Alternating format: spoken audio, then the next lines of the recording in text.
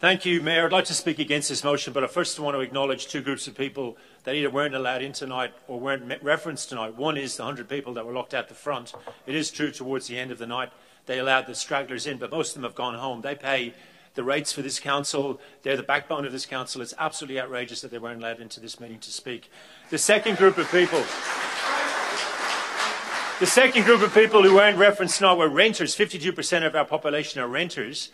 Many of them would probably think, oh, well, this is not really an issue for me, but don't think that every landlord in this area is going to handball the increase in waste charges onto renters. That's obvious. So it's going to lead to rental stress, worse rental stress. It'll be a disaster for renters. The reason that we need to vote this motion down is that it's the mother of all bad consultations. We had bad consultation at Trinity Crescent on Elizabeth Street, but at least there was some type of consultation. There was zero consultation on this. And in fact, they only wanted to let us know about it tomorrow morning. The second thing is that there's no pricing model in this report. It's absolutely unbelievable that we're going to be passing the waste charges, but then just basically leaving it to the executive, I guess, to work out all the details. That is no way to move forward.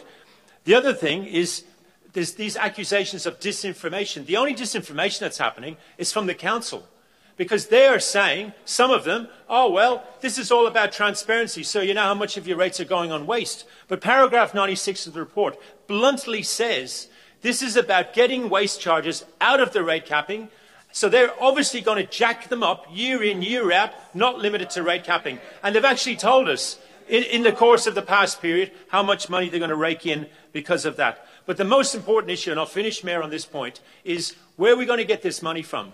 Because the question of mismanagement of the council's finances is real, but there's two ways of dealing with that. And what this council will do, if left to its own devices, is kiss up and kick down. So we've heard somebody say, oh, aged care. There's only 9 of them in the council. We know that this council are quite happy to increase fines, fees and charges. We know this council is quite happy to slash the number of people working on our swimming pools. The frontline staff that we have that are absolutely amazing, they're the ones that are going to get cut. But what we won't see is the 288% increase in senior management and executive spending over the last 14 years. That's where, and also the spending on that white elephant right next door to this building that I'm very proud to be the only council to vote against, that we're only paying the interest back right now. This council has pissed money up against the wall with crazy spending. They've looked after the senior management, and now that they're in a hole, they're trying to offload it onto the residents. And it's not acceptable. So therefore,